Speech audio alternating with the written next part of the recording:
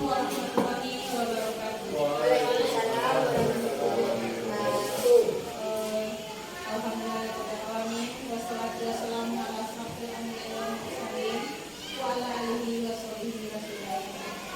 Yang sama-sama kita hormati Bapak Kepala Sekolah, rekan-rekan guru SDN 10 Puji dan syukur marilah kita mengucapkan kehadiran Allah Subhanahu wa Ta'ala yang telah memberikan kesempatan kepada kita untuk melaksanakan destinasi CGP angkatan 11 oleh saya sendiri, dan selawat dan salam marilah kita kirimkan ke arwah junjungan yakni Nabi besar Muhammad Sallallahu Alaihi Wasallam, yang mana beliau telah memberikan penyerang ilmu Al-Quran di pedoman kita untuk hidup supaya kita bisa menjalani apapun yang ada dalam Al-Quran. Itulah pedoman kita umat Islam.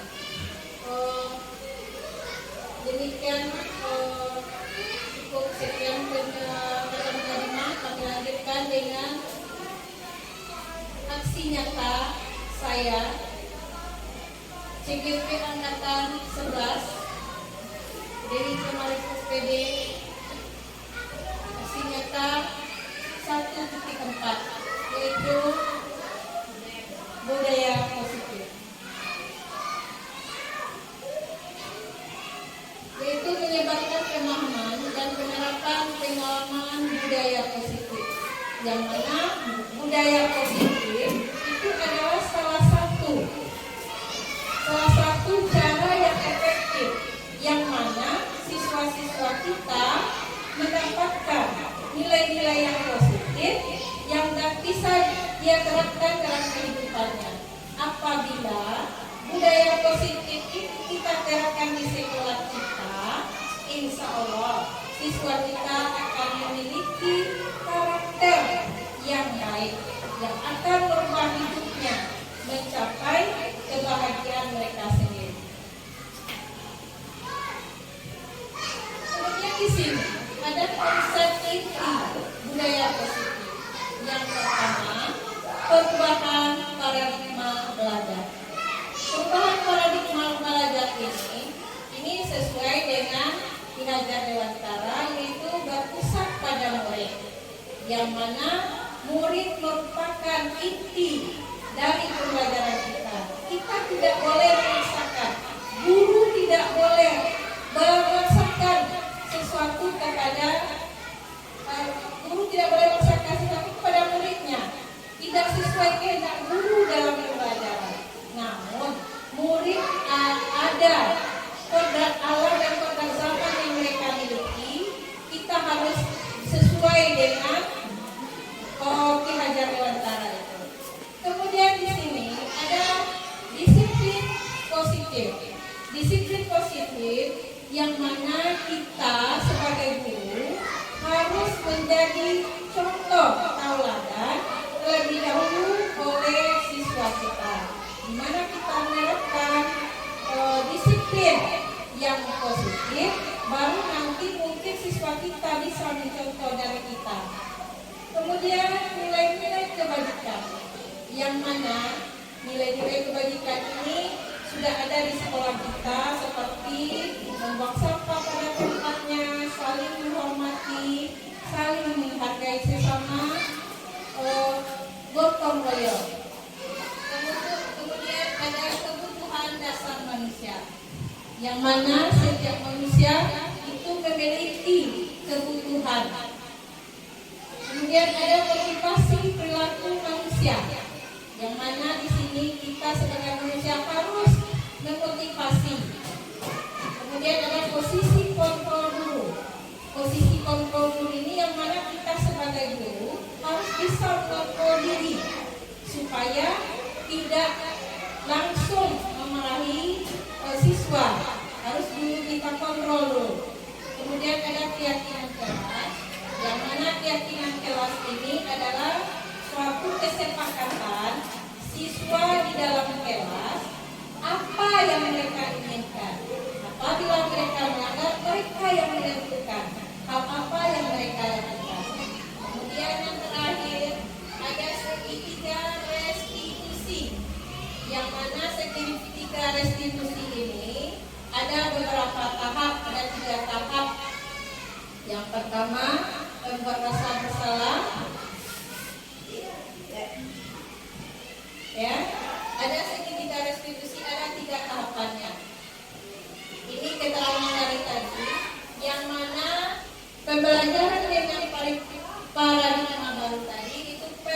pembelajaran dengan paradigma merupakan pembelajaran yang dirancang berdasarkan prinsip pembelajaran berdiferensiasi sehingga para peserta didik sesuai kebutuhannya berdasarkan tahap perkembangan sesuai teori psikolog modern untuk menjaga profil pelajar Pancasila. Di sini kita harus berpusat kepada murid yang mana sesuai dengan pelajar Pancasila. Yang pertama itu beriman, bertakwa kepada Tuhan yang Maha Esa dan berakhlak mulia. Di sini kita sebagai guru sangat berperan penting menentukan supaya bagaimana siswa kita itu beriman, bertakwa kepada Tuhan yang Maha Esa, yang mana kita sudah menerapkan di sekolah kita seperti berdoa sebelum belajar, sholat, dan membaca Al-Quran dan surat-surat pendek. Yang kedua ada kebinekaan global, yang mana kebinekaan global ini mencakup cinta kepada Indonesia. Kemudian ada mandiri, yang mana di sini siswa kita tidak boleh lagi dimanja atau tidak boleh selalu mendapatkan bantuan orang lain. Mereka sendiri harus mandiri. Karena kalau mereka mandiri, mungkin bisa mereka mengerjakan sesuatu itu tanpa bantuan orang lain. Kemudian yang selanjutnya bernalar kritis. Di sini siswa kita harus berpikir tingkat tinggi, lebih fokus, lebih menggali lagi ilmu. Apa yang kita ajarkan, mereka akan bisa mencari solusinya. Kemudian ada kreatif, yang mana kreatif adalah ini siswa yang sangat memiliki ide-ide, yang mana ide itu nanti akan dikembangkan dan akan dijadikan suatu pembelajaran. Ini adalah paradigma baru.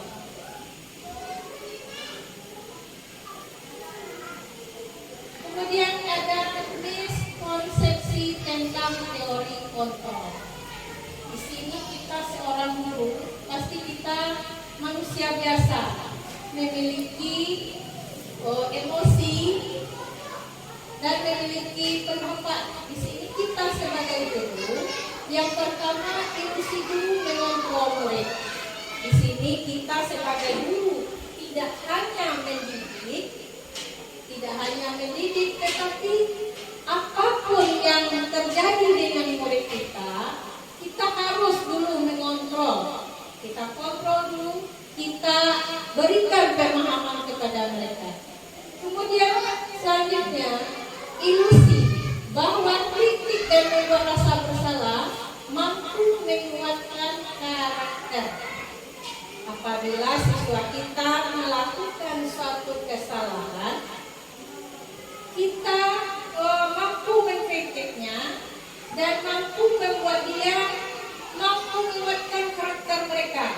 Mereka harus bisa bagaimana dia merasa bersalah akan kesalahan mereka, dan kita kuatkan dengan memberikan alasan dan memberikan jalan keluarnya. Kemudian yang ketiga, ilusi bahwa semua penguatan positif, efektif dan bermanfaat. Yang mana di sini penguatan positif ini semua kata-kata yang kita keluarkan, contohnya bersifat positif, perbuatan bersifat positif nanti akan dicontoh oleh siswa kita, sehingga apa yang mereka dapatkan di lingkungan sekolah itu semuanya bernilai positif. Dan ada lagi ilusi bahwa orang dewasa berhak memaksa. Di sini kita, kalau siswa kita melaksanakan satu kesalahan, kita harus wajib kita memperbaiki kesalahan dari mereka tersebut dengan syarat mereka mampu, harus tahu kesalahan apa yang mereka buat. Di sini ada mengubah paradigma stimulus respon dan pendekatan teori kontrol. Yang mana stimulus respon? Yang pertama, kita mencoba mengubah orang agar berpandangan sama dengan kita. Mampu tak kita, Ibu? Kita mencoba mengubah orang agar berpandangan sama dengan kita. Kita anggap ada sesuatu hal.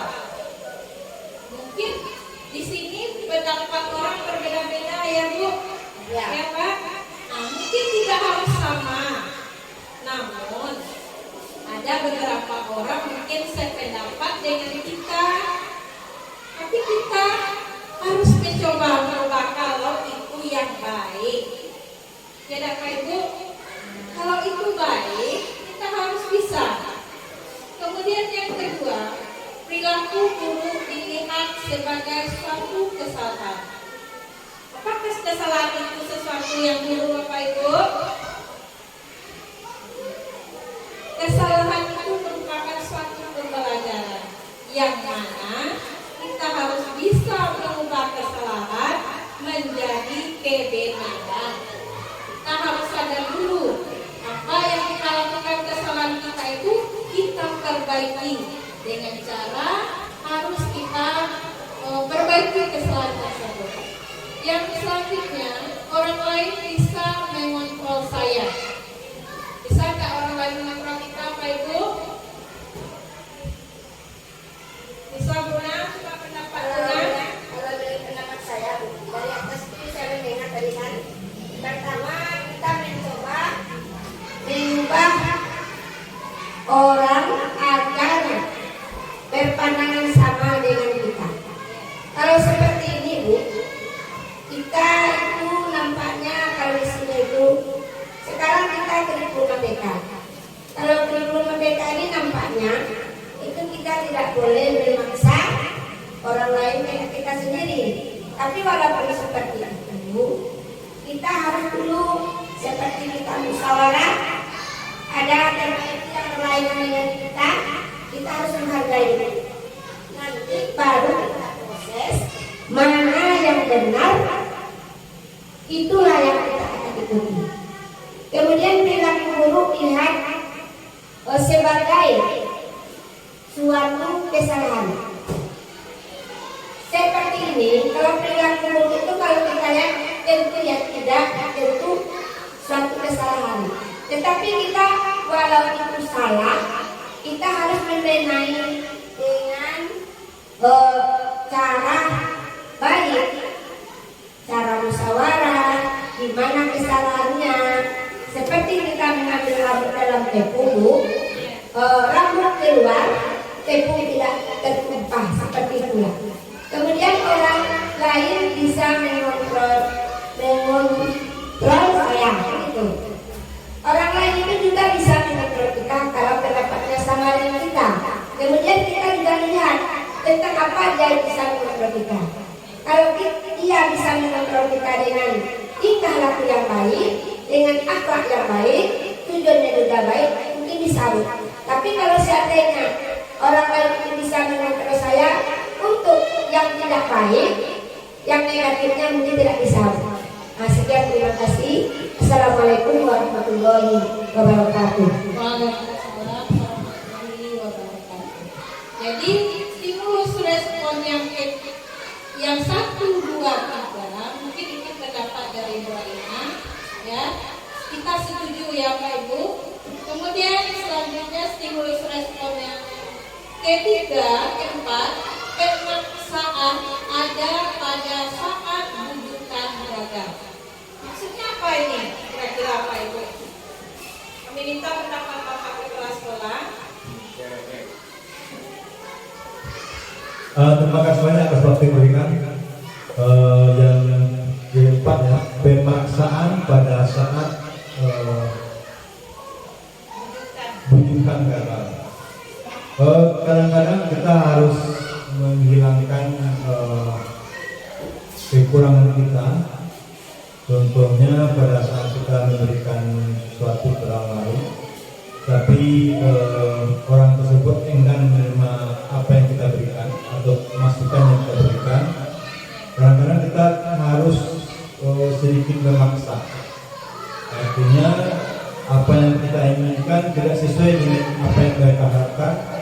ada sedikit intervensi, artinya sedikit memaksakan supaya apa yang kita berikan ini memang diterima oleh yang akan menerimanya. Karena itu gitu. Ya, kasih Bapak.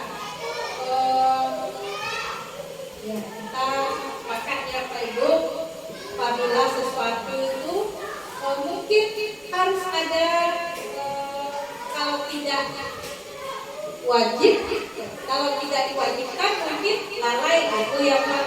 Jadi harus dipaksa sedikit. Ini tujuannya juga untuk kebaikan. Kemudian ada model berpikir menang kalah. Di sini kalau menurut Bapak Ibu bagaimana ini? Model berpikir menang atau kalah? Mungkin di sini kalau kita berpikir menang, ya sesuatu itu tidak harus menang ya Kurena. Mungkin ada kalahnya. Kita harus mengalah mungkin tentang sesuatu hal yang mana sesuatu itu harus kita kebelakangkan dulu. Kita untuk mencapai kemenangan sesuatu harus kita simpan dulu. Nah, tujuannya juga demi kebaikan kita semua. Kemudian ada teori kontrol atau pilihan. Di sini yang pertama, kita berusaha memahami pandangan orang lain tentang dunia. Kita berusaha memahami pandangan orang lain tentang dunia. Bagaimana ini Bapak Ibu?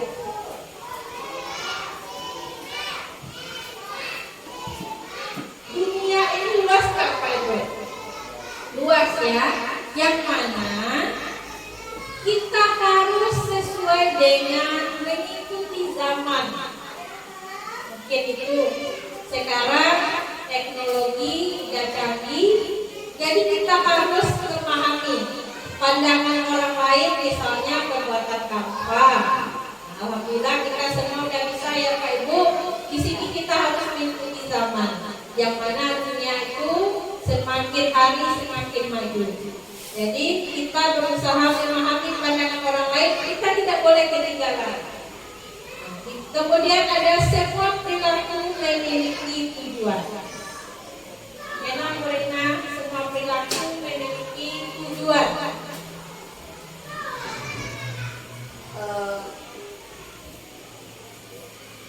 Ya Bu, itu ada yang di atas itu nampaknya teori kontrol pilihan.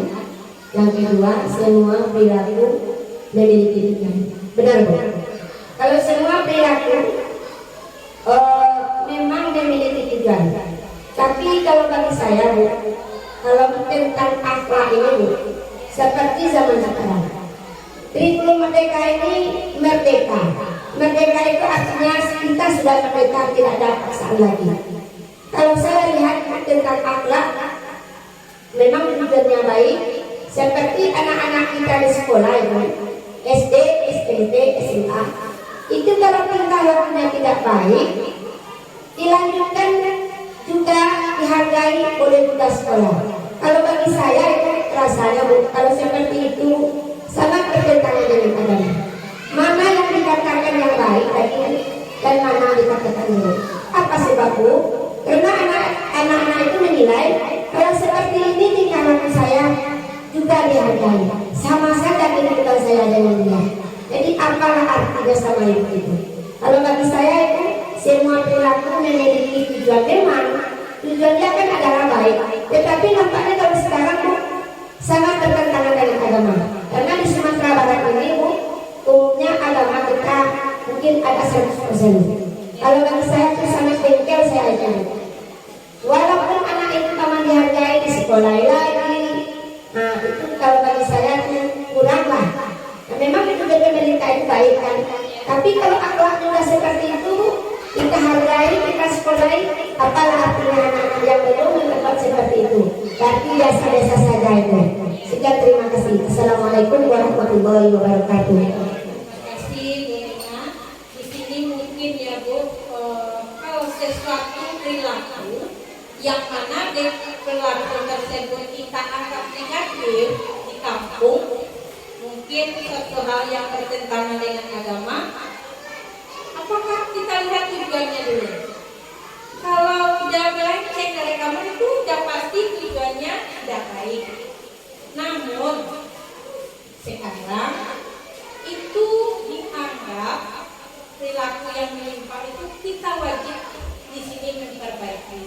Tapi nanti bisa disalahartikan oleh siswa kita yang mana dia anggap perilaku dia itu baik karena bisa dilanjutkan lagi.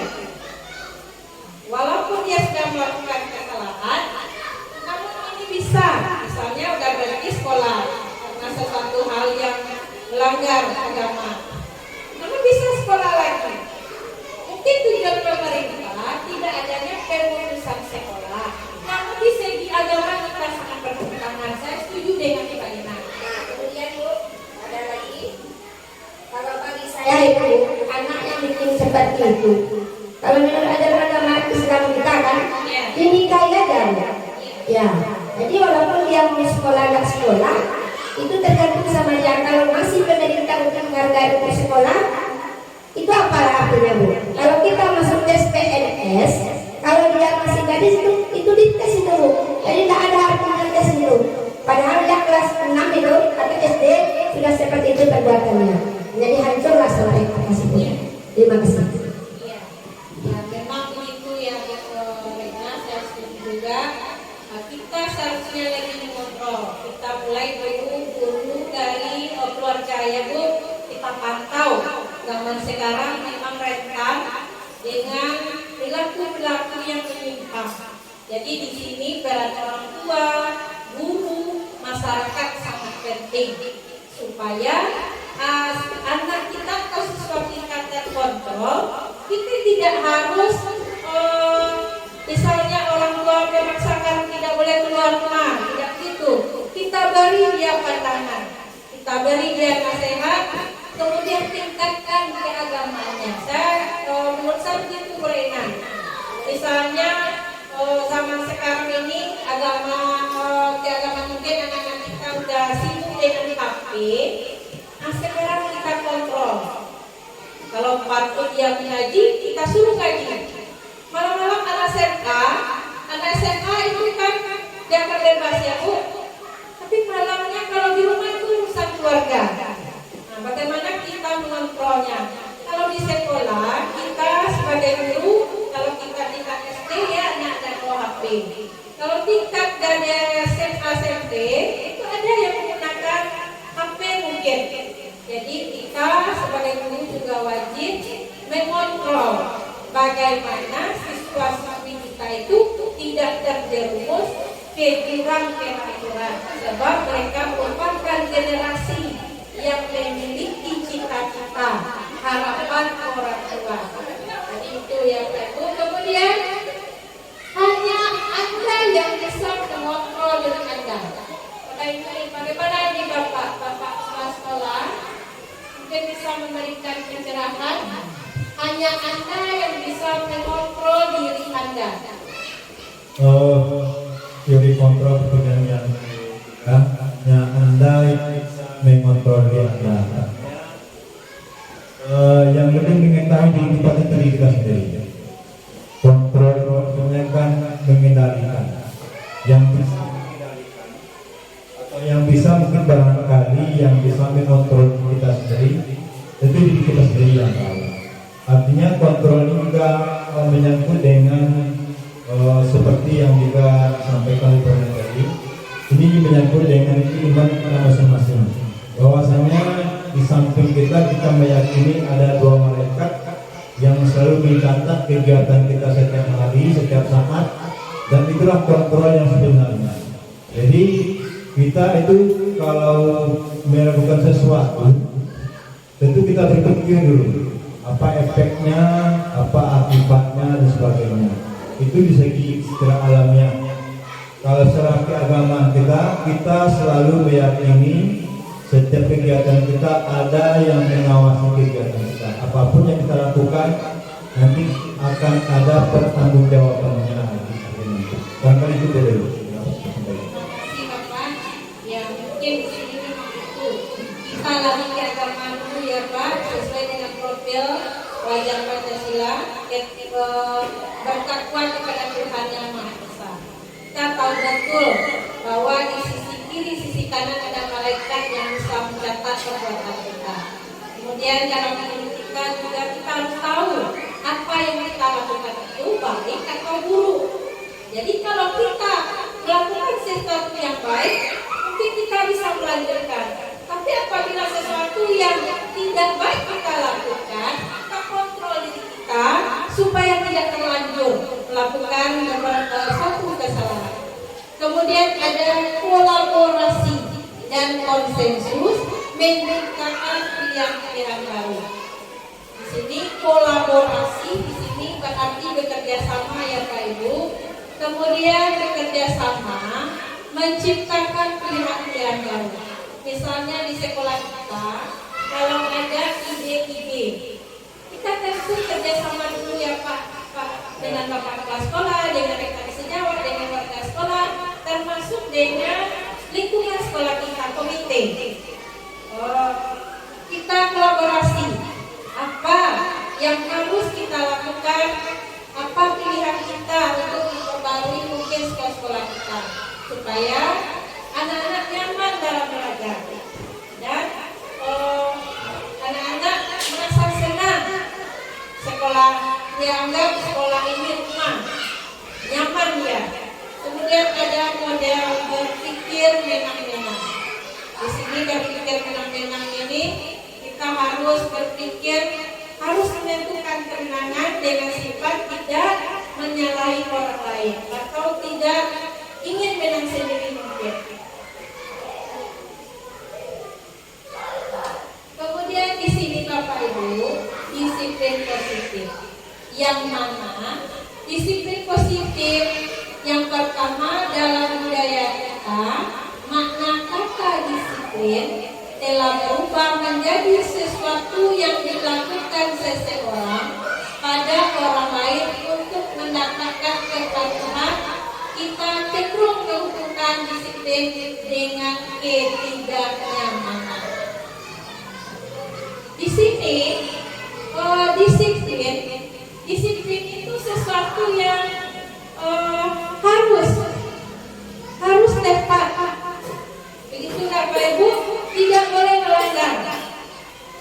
Di sini sesuatu yang dilakukan seseorang pada orang lain untuk mendapatkan kepatuhan. Bagaimana siswa kita supaya patuh? Nah, kita cenderung menghubungkan kata disiplin dengan ketidaknyamanan. Apabila kita paksakan sesuatu, mungkin itu memang tidak nyaman. Namun, sesuatu yang timbul dari diri mereka yang sadar akan kedisiplinan, mungkin mereka nyaman dengan disiplin. Kita terapkan kedisiplinan di sekolah, mungkin mereka nyaman. Tidak ada nanti kata-kata ketidaknyamanan lagi, karena mereka tumbuh dari di dalam diri mereka sendiri bagaimana menerapkan disiplin. Tentu kita sebagai guru, sebagai bapak kepala sekolah, mungkin kita mulai dari diri kita. Bagaimana disiplin yang baik itu kita terapkan di sekolah kita.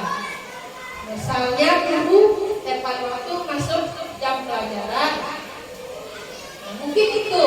Jadi siswa kita mungkin mencontoh. Sebelum kita masuk, dia sudah duduk di kelas. Dia tahu bahwa kita akan masuk ke kelas jam sekian. Kalau dia masih di luar, mungkin dia melanggar kesepakatan kelas. Kemudian yang kedua, merupakan salah satu pendekatan disiplin diri yang memampukan seseorang untuk mengontrol perilakunya dalam kesadaran dan bertanggung jawab atas tindakan sebagai wujud menghormati diri sendiri dan orang lain. Yang mana disiplin diri tadi kita mulai dari diri kita sadar akan kewajiban kita bertanggung jawab akan pekerjaan kita. Jadi kalau kita melakukan di sini kita tidak merasa keberatan karena ini bagaimana kita menerapkan disiplin dengan adanya kesadaran dan tanggung jawab dalam diri kita. Seakan-akan kita sudah menghormati diri kita dan orang lain. Ya Bapak Ibu, setuju Pak Ibu? Coba kita mendapat Bu Raina dulu.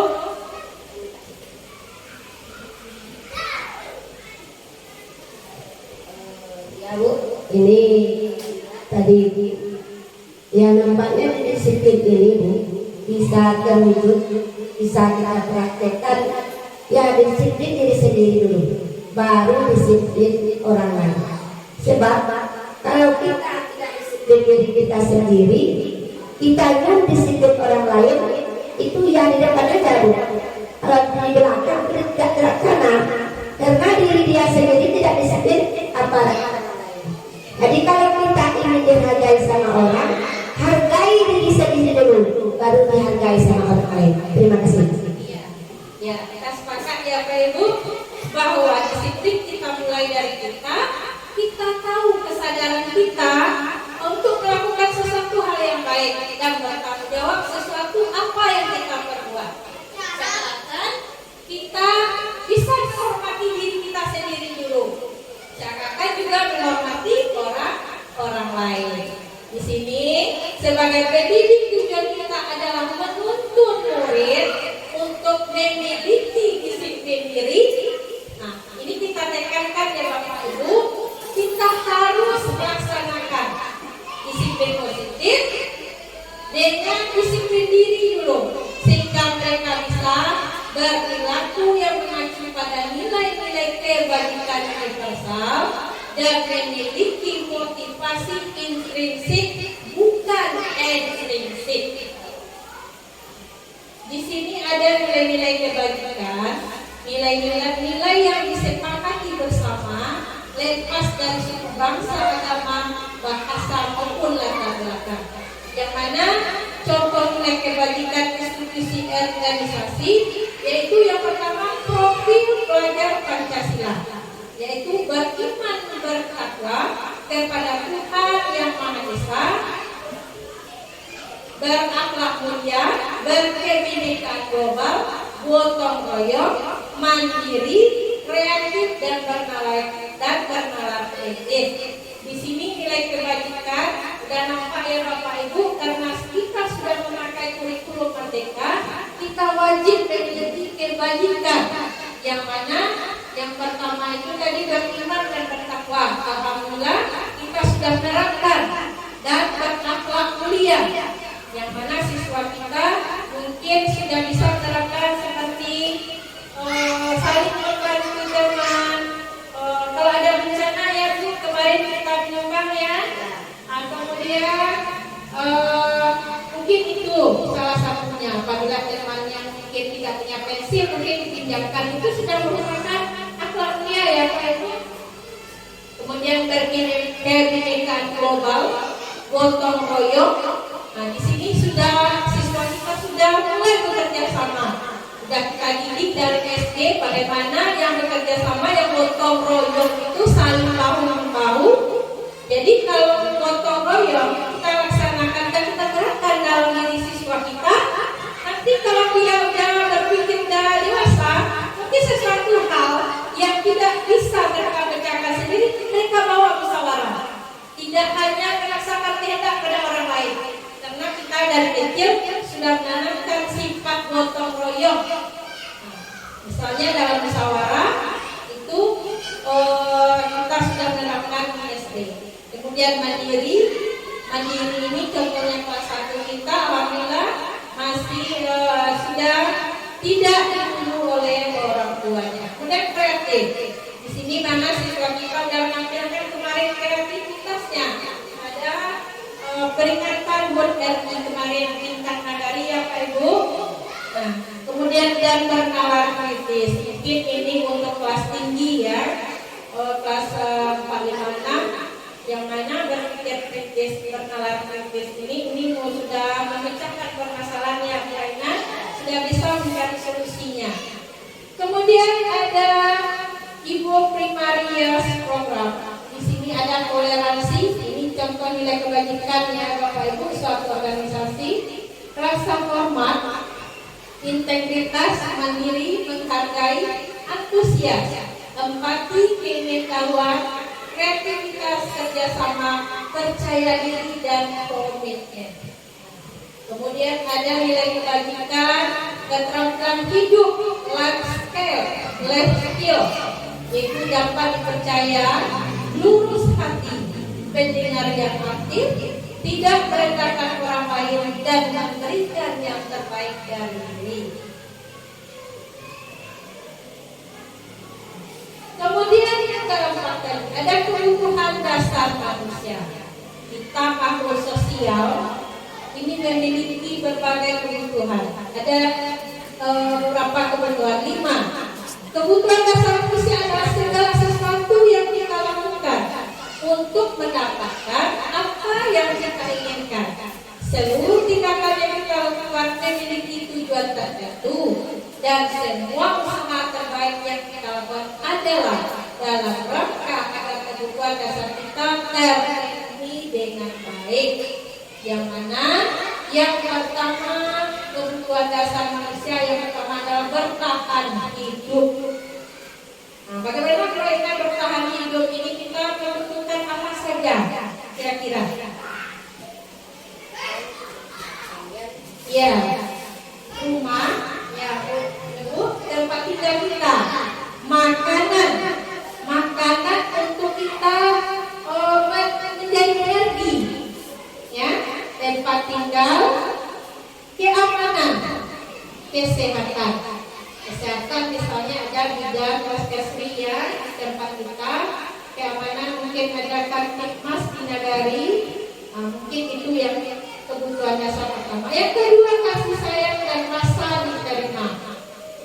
Yang mana kita ini manusia biasa, butuh kasih sayang, butuh perhatian, rasa diterima, dipedulikan.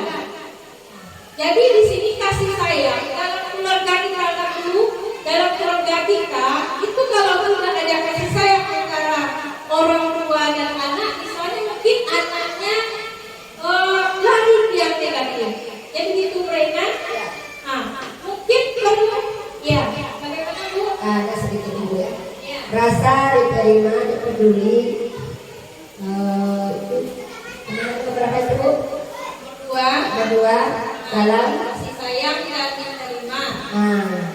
Kalau kita itu zaman sekarang, contohnya dulu ya. Kalau dulu kita sebagai guru, kalau dapat itu sama anak itu jangan kita bedakan. Walaupun anak itu ada yang pintar, ada yang bodoh, tapi kita sebagai guru, kita harus menyamakan kasih sayang. Kemudian kalau kita menjadi kepala sekolah, itu kita kan punya banyak guru. Jadi kita tidak boleh membedakan guru ini kita sayangi, guru ini kita sayangi, yang ini kita benci. Belum tahu. Kadang-kadang seperti anak kita aja dulu. Seperti anak kita dulu di kelas 6. Anak ini dulu di waktu kelas 6 dia nakal. Kita sangat benci sama dia karena akhlaknya bagus. Padahal setelah lulus kelas 6 itu yang orang yang jahat itu yang selalu menghargai kita di luar itu. Jadi kita tidak boleh mengerti, tidak boleh membedakan kalau seorang guru, tidak boleh membedakan seorang murid dengan kasih sayang. Tapi nanti kalau nilai tergantung sama anak. Kemudian kalau kita menjadi kepala sekolah, kita tidak boleh membedakan guru. Siapa saja yang menyusul, kalau tidak pas, kita hargai dulu. Kita musyawarah dulu kan? Nah, sudah terima kasih. Makanya Pak Ibu, kasih sayang dan rasa diterima ini adalah kebutuhan kita, yang mana kita butuh rasa kasih dan sayang dan rasa diterima. Ibaratnya orang lain peduli kepada kita, apa yang kita lakukan orang lain menghargai. Begitupun orang lain itu timbal balik. Orang lain mungkin butuh perhatian kita dan butuh peduli kita. Ya Bu. Kemudian yang kebutuhan dasar manusia yaitu penguasaan, yang mana harga diri, keinginan untuk dianggap, memimpin, berprestasi, diakui dan didengar. Otomatis itu daya Ibu penguasaan itu mungkin kita ingin sesuatu, ingin ibarat cita-cita, ingin menjadi itu. Jadi harga diri, keinginan untuk dianggap jadi individual prestasi itu mungkin ini kebutuhan kita. Kita punya cita-cita, punya keinginan. Nah, jadi kita dalam kebutuhan dasar penguasaan ini mungkin kita harus terlebih dahulu koreksi kita. Apa yang kita lakukan, apakah ini bisa menjadi sesuatu yang bermanfaat atau tidak. Kemudian ada kebebasan. Kebutuhan dasar manusia yang keempat ada kebebasan, yang mana di sini harus mandiri, memiliki pilihan, mencoba hal baru, mampu mengendalikan arah dirinya. Mungkin kebebasan di sini yang positif ya Pak Ibu, tidak boleh kebebasan melakukan apa saja tanpa batas. Di sini kita harus mandiri, memiliki pilihan. Tentu hal-hal yang baik yang harus kita lihat dari kebebasan itu, sesuatu mencoba hal baru yang tadi saya contohkan seperti membuat kampanye Bu, berarti kita sudah memiliki kebebasan menentukan pilihan kita, kemudian mengendalikan arah dirinya. Kemudian kebutuhan dasar yang kelima yaitu kesenangan, bermain, humor, antusiasme, dan tertawa. Termasuk juga itu mendengarkan musik yang Ibu udah stres, mungkin kita bisa mendengarkan musik. Kemudian di sini motivasi perilaku manusia. Yang pertama untuk menghindari ketidaknyamanan atau hukuman. Ini motivasi ekstrinsik. Yang kedua untuk mendapatkan imbalan penghargaan dari orang lain. Yang motivasi intrinsik adalah untuk menjadi orang yang mereka inginkan dan menghargai diri sendiri dengan nilai-nilai yang mereka percaya. Nah, jadi dari motivasi ekstrinsik menjadi motivasi intrinsik. Kemudian yang mana di sini ada hukuman. Hukuman ini yang pertama tidak terencana. Yang kedua, murid tidak tahu apa yang terjadi, bersifat satu arah, kemudian berupa hukuman fisik. Nah, contohnya sebelum kita memiliki kurikulum merdeka, kita sering menerapkan hukuman ya Pak Ibu. Nah, namun sekarang kita tidak lagi boleh menghukum. Kita harus melakukan konsekuensi dan restitusi terlebih dahulu. Yang mana konsekuensi itu adalah terencana, disepakati sesuai peraturan, murid tetap tidak dibuat tidak nyaman. Sikap guru selalu memonitor murid. Di sini hukuman itu mungkin kita lihat kurang baik ya Bu Rina. Ya kalau bagi saya melihat kurikulum merdeka ini kan Ya. seperti pelajaran agama. Ya. Pelajaran agama itu memang dituntut menghafal, menulis, mengartikan. Seandainya anak-anak itu tidak ada, itu hukuman pelajaran, itu nampaknya hasilnya nol. Tapi kalau kita lihat Bu, kalau kurikulum merdeka ini tidak boleh bunyi. Berarti anak ini terserah sama dia. Mau hafal ya hafal. Kalau tidak mau hafal ya silakan. Apa yang dibawa sama anak itu ilmu dari SD, SMP.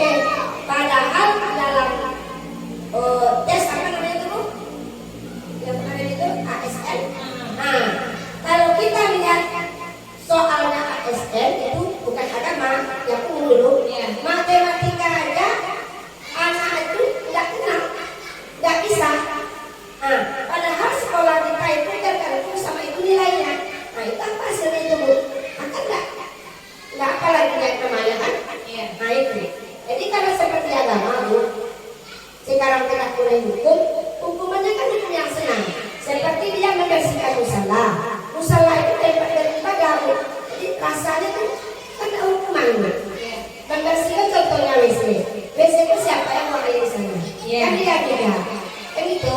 Nah, tapi kalau di rumah mereka kenapa Bu tidak Tapi kalau kita seperti ini Bu, tidak boleh dihukum, tidak boleh dipaksakan, senang menjadi guru itu Bu. Kalau anak bodoh dikasih matematika kemarin ASN, ya kasih 1,12 Bu. Tapi ASN-nya apa hasilnya? Tidak bisa mengerjakan itu. Jadi tidak cocok di lapangan dengan tes yang diturunkan. Iya. Bagi saya. Terima kasih Bu Raina. Di sini mungkin hukuman begini Bu Raina. Hukuman itu mungkin membuat siswa kita bikin jerah, kan itu tujuan kita Bu. Namun sekarang itu hukuman itu mungkin dilihat dari desain kita lihat pemaksaan. Nah, mungkin di sini segi negatifnya kita harus memaksakan sesuatu kepada siswa kita tanpa memberikan pandangan. Misalnya tadi Rina melanggar aturan dalam agama, tidak dapat surat pendeknya. Mungkin kita dulu kan kita hukum wajib kamu dapatkan itu. Sekarang yang kedua tadi kan konsekuensi itu masih terencana. Namun murid kita tidak nyaman. Yang ketiga ada yang sekarang yang harus kita lakukan namanya restitusi Bu.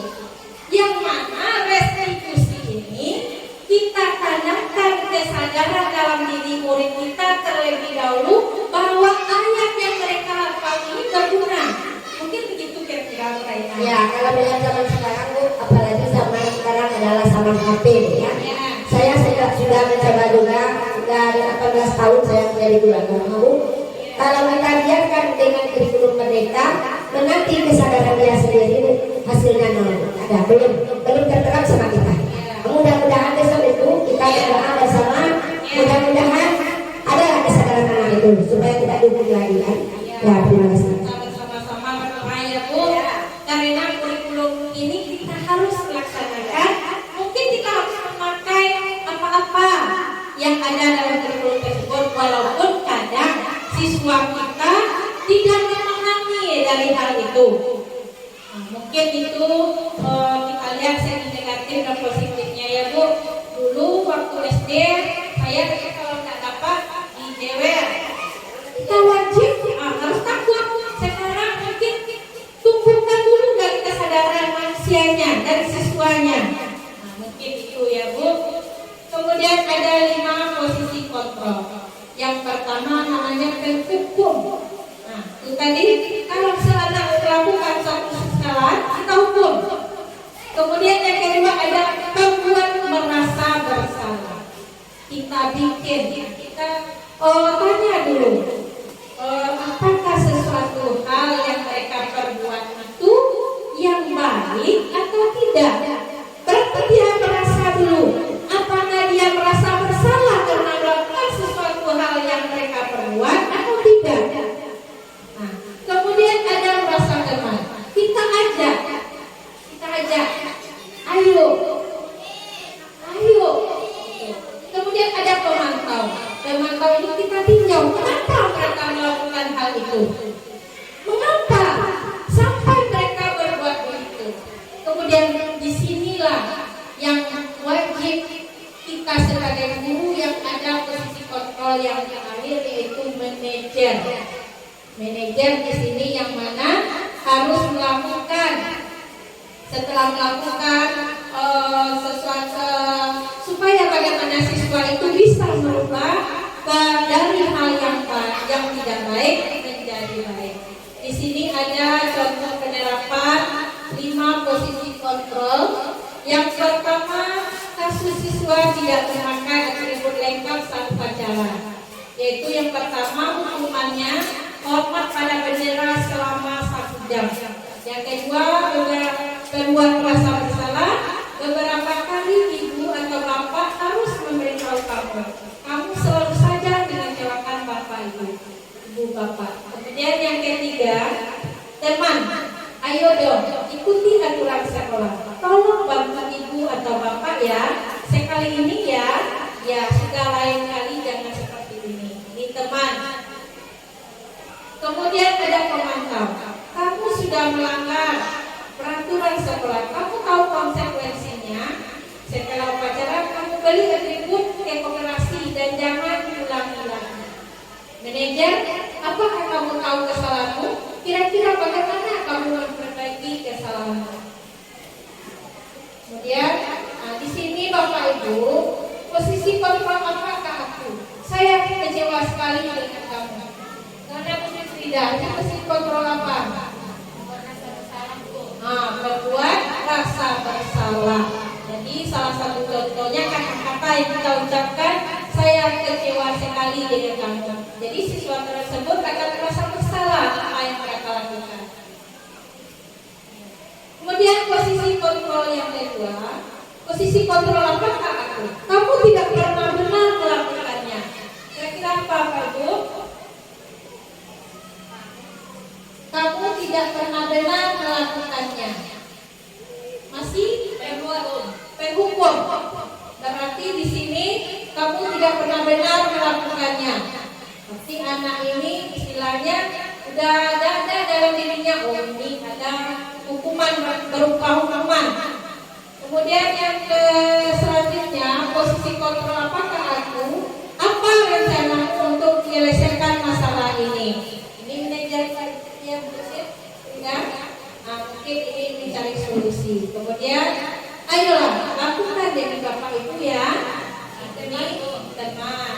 Jadi anak-anak Ibu yang dari mungkin ini pembelajaran baru ya yang bisa diterapkan nanti ya nak di kelas. Ibu baru. Kita tidak harus melakukan ini, mana yang harus kita lakukan. Jadi kemudian kamu tidak pernah mendapat nilai jika tidak mengerjakan tugas. Pemantau. Di sini kita pantau. Kenapa? Kamu tidak pernah mendapat nilai jika tidak mengerjakan tugas. Kemudian keyakinan kelas. Yang mana keyakinan kelas? Mengapa keyakinan kelas? Mengapa bukan peraturan kelas? Di sini keyakinan kelas mungkin ini atas kesepakatan siswa-siswi kita di kelas. Tidak lagi namanya peraturan kelas. Kemudian pembentukan keyakinan kelas yang pertama harus bersifat abstrak, nyata, yang bisa dilakukan oleh siswa kita. Kemudian ada berupa pernyataan universal secara umum ya Pak Ibu. Kemudian dibuat dalam pernyataan positif. Pernyataan positif ini tidak lagi memakai kata tidak. Tidak boleh membuang sampah sembarangan. Sebaiknya kita pakai buanglah sampah pada tempatnya. Kemudian tidak boleh terlambat. Kita memakai harus hadir tepat waktu. Kemudian ada sesuai dengan kondisi. Sedikit saja agar mudah diingat katanya, padat, singkat dan mudah dimengerti. Kemudian selanjutnya sesuai dengan kondisi kelas dan sekolah sehingga mudah diterapkan. Kemudian semua warga sekolah, warga kelas dilibatkan saat pembuatan kelas, keyakinan kelas. Ini kita adakan musyawarah terlebih dahulu dan kita menerima pendapat dari siswa-siswa kita. Kemudian ada segitiga restitusi.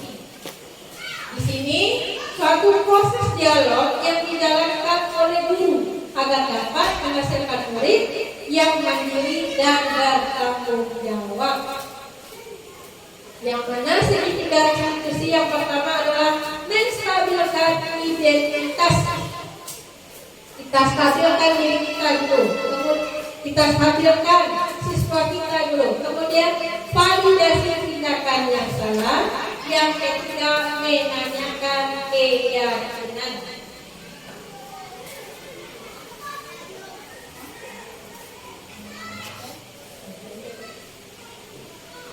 Menstabilkan identitas di sini berdasarkan prinsip berbuat kesalahan adalah bagian dari proses pembelajaran, yaitu berbuat salah itu wajar. Itu contoh kata-katanya ya, anak ibu dari. Jadi ini ajarkan ke siswa kita. Tidak ada manusia yang sempurna. Apabila siswa kita melakukan sesuatu kesalahan, kita anggap kita bawa dia, kita ajak dia. Tidak ada manusia yang sempurna. Berarti tidak mereka saja yang melakukan suatu kesalahan. Kemudian ibu bapak juga pernah melakukan itu. Mereka merasa ada teman. Kemudian ibu bapak tidak mau mencari siapa yang salah, tapi ibu bapak ingin mencari solusi dari permasalahan ini. Kamu berhak merasa begitu. Di sini seakan-akan siswa tersebut merasa ada rangkulan dari kita sebagai guru.